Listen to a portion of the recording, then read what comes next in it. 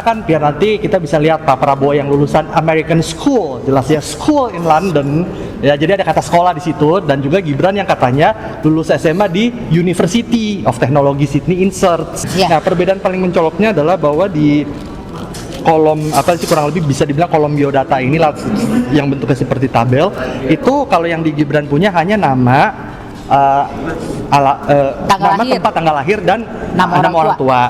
Sedangkan yang saya temukan di sini adalah nama, tempat tanggal lahir, sekolah. Ada sekolahnya. Ada sekolah ×2 ya. Jadi kalau Gibran sekolahnya diganti orang tua cukup. Nah, di sini orang tua juga ada, tapi sekolah dilompatin. Dan di paling bawahnya ada alamat. Aktivis terjal ya, terus jadi anti pembual gitu. Oh, terjal. Kembali lagi saya mengingatkan pada pertemuan bersejarah saya dengan Bu Mercy ya di tanggal 11 Maret 2026, yang mana paginya ada yang sidang, sorenya RJ. Tapi ada sidang juga di siangnya, sidang lain dari orang lain, Pak Bonatua Silalahi, yang pada pokoknya itu inget aja. Oh ya, sangat bersejarah sekali itu 11 Maret itu. Nah, di sidang keduanya di KIP itu diputuskan bahwa Bang Bonatua itu menang. Yes. Bahkan yang sore-sore RJ itu pengacaranya minta ke saya, tolong dong kabarin gimana itu sidang Bonatua menang apa enggak. Kalau Bang Bonatua menang, kita juga bakal menang, karena waktu itu masih mengajukan gugatan yang kurang lebih sama. Oke, pada intinya pada putusan yang Bang Bonatua itu menang, yang nomor 83, itu dikatakan bahwa Bang Bonatua itu minta suketnya dan juga form penilaian dari tim-tim itulah intinya, supaya suket itu bisa keluar. Tapi ternyata setelah majelis komisioner KIP mengadakan pemeriksaan lapangan, ini ada di halaman 54 sampai 55 putusannya Bang Bonatua itu bisa diakses di ini.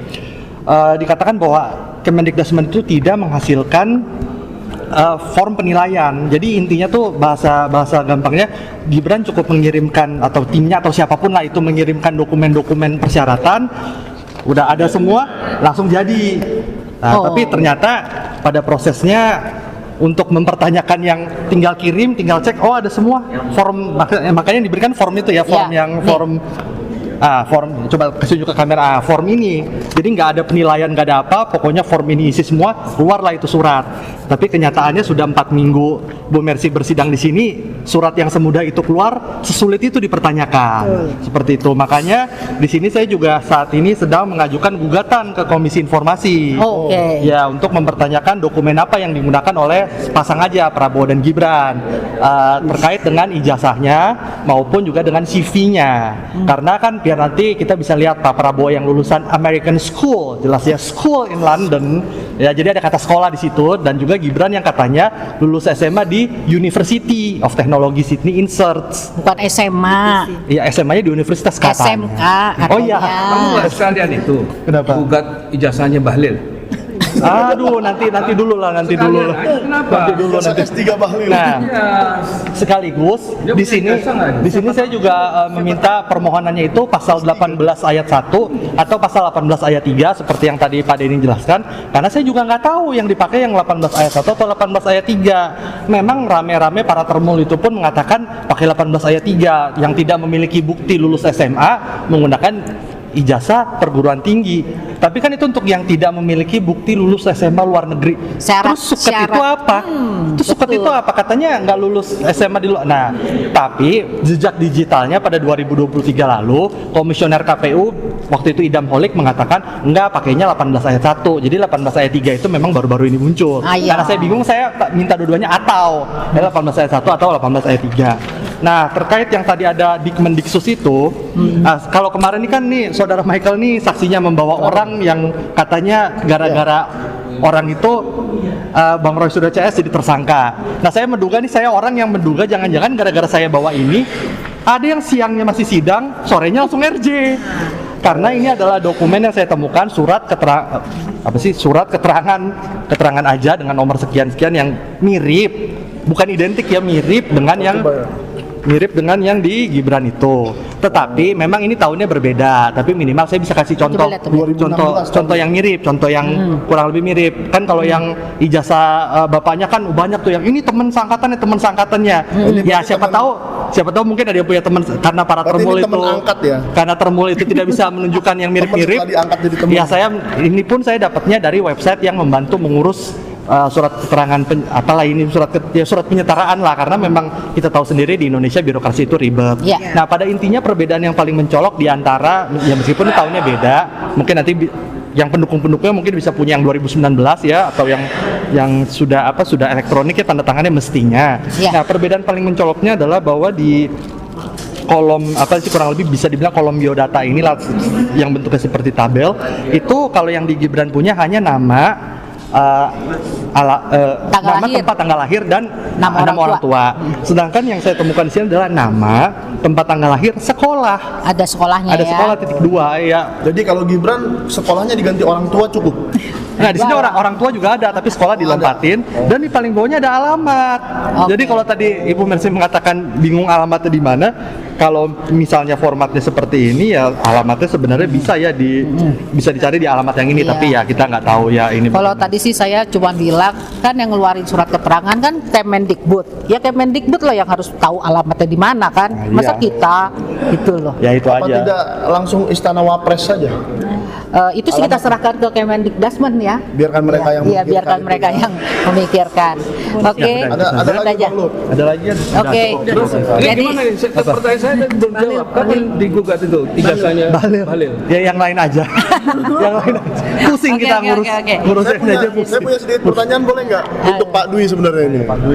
Pak Dwi, saya agak ini juga Pak, menyoroti sedikit yang dikatakan Lup tadi. Yang dikatakan pasal 18 ayat 1 atau ayat 3 itu kan bahwa ayat 1 itu ijazah. Intinya ijazah SMA. Ijazah. Ayat 2 STTB gitu. Atau ayat 3 itu surat keterangan. Kalau saya 18 ayat coba. ayat 1. Ini masih simpang siur. 18 ayat 1 itu A B C D F G itu Intinya. ini. 18 ayat 2 saya lupa. 18 ayat 3 kalau tidak memenuhi 18 ayat 1 huruf M boleh pakai perguruan tinggi. 18 ayat 4 saya lupa. 18 ayat 5 itu saya gugat yang juga, jelas itu CV kurang lebih. Surat keterangan kesehatan. Nggak ada kaitannya. Keterangan kesehatan. Oke, yang intinya dia tetap memakai ayat 1 ya, yaitu Kata Idam Holik. kata Komisioner KPU Idam Holik. Kalau kata Termul 18 ayat 3. Nah, yang saya mau tanyakan Pak Dwi. Kalau tidak ada ijazah S1, SMA. Jangan tanya ke saya nih. Oke, saya ke sebuah Prof Denny aja lah. Nah, Nah, gimana Prof Denny tanggapannya? Karena kan di situ ada 3 pilihan, Prof. Ijazah, surat tanda tamat belajar, atau surat keterangan. Tapi itu PKPU-nya terbit tahun 2023. Berarti tahun 2020 dia mencalonkan wali kota Solo pakai apa kira-kira, Prof? Yang jelas kan surat keterangannya tahun 2019. Ya. Kan? Dan ini untuk Wapres memang mesti dicek yang mana. Tapi mestinya akan menggunakan dokumen yang sama. Ya. Surat keterangan.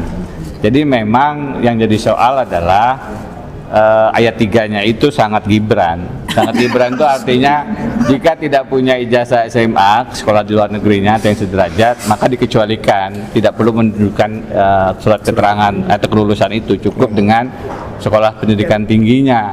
Ini kan luar biasa. Jadi peraturan KPU sebelumnya tidak pernah mengatur begitu.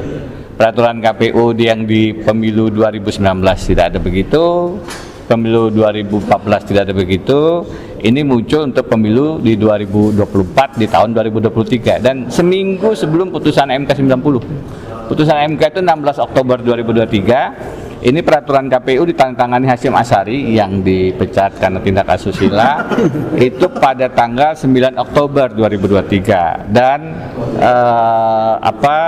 diundangkan 13 Oktober 2023, 3 hari sebelum putusan MK. Jadi kalau syarat umur itu diolah lewat putusan Paman Usman untuk ponakan Gibran, syarat pendidikan ini kelihatannya saya duga diolah melalui peraturan KPU nomor 19 tahun 2023. Oke. Saya jadi penasaran tadi mencari tanggal Gibran masuk Golkar.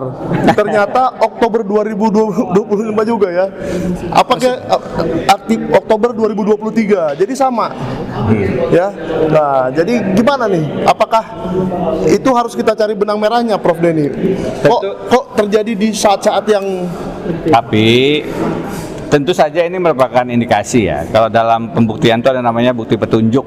ya. Bukti petunjuk itu paling salah satu bukti di luar surat tertulis, kesaksian dan lain-lain. Tentu harus ada penyelidikan yang lebih komprehensif, yang lebih menyeluruh. Tapi belajar dari pengalaman putusan MK 90 yang terbukti ada pelanggaran etika berat, saya khawatir peraturan KPU ini pun memang lagi-lagi bisa kita duga hadir lahir untuk memuluskan, meloloskan syarat pendidikan Gibran yang tidak sesuai dengan syarat undang-undang. Syarat undang-undang jelas, itu pendidikannya minimal SMA atau sederajat. Jadi ini peraturan KPU juga bertentangan dengan undang-undang. Undang-undang pemilu ya. Ada baiknya kita ke depan juga menggugat ini peraturan KPU ke Mahkamah Agung, kita uji bahwa ini bertentangan dengan undang-undang, sehingga tidak dimanfaatkan oleh siapapun lah, supaya kita ini tidak menekuk-nekuk aturan demi menjadi wakil presiden. Oke. Tambahin dikit yang wali Silakan kota silakan. Saya mau tanya soal Sydney sebenarnya. yang wali kota tadi sebenarnya teman kita yang lain, Bang Refli, Bang Taufik, itu kan pada saat waktu dulu sidang CLS di Solo itu pernah dapat dari FX Rudi Ya. dokumen Gibran waktu wali kota, dan itu memang cuma ada suket itu aja dengan legalisir yang Tapi PKPU-nya membolehkan nggak pakai itu? oh saya sudah selidiki tidak. Oh tidak boleh ya? Tidak. Oh itu hasil penyelidikannya Bang Lu. Karena di situ bahkan PKPU yang untuk Pilkada 2019 atau 2020 ya waktu itu, Ya. itu bahkan jenis sangat menekankan sekolah ya. Sekolah. Bahkan ada kalau sekolahnya udah tutup, kalau sekolahnya ganti nama atau segala macam itu, jadi sekolah. Oh jadi Nah, jadi dirinci tuh di peraturan KPU. iya kalau sekolahnya tutup kenapa, bagaimana? kalau sekolahnya ini bagaimana. Kalau sekolahnya terbakar bagaimana? Kan kalau ada juga yang katanya kalau ganti nama bagaimana dari iya, itunya. iya. Nah, intinya yang didapatkan, tapi kan gini, kalau misalnya para pendukungnya bilang, "Oh, itu PDIP kan udah jahat, mungkin ijazahnya diumpetin."